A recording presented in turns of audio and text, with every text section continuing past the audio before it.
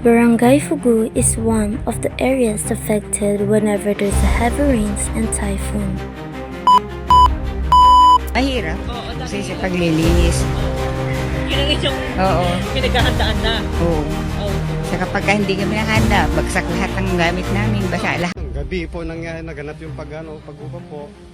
Hindi po namin makita yung paglilinis. Saka nakakatakot din po yung insekto. Bukod sa food packs, namamahagi na rin ng inuming tubig ng LGU. During the typhoon, stay indoors, avoid going to unless necessary. Keep away from windows, strong winds may break glass. And don't forget to charge your device like cell phones, power banks, and rechargeable laptops. Stay informed, listen to the news, radio, or updates in LGU and Pagasa.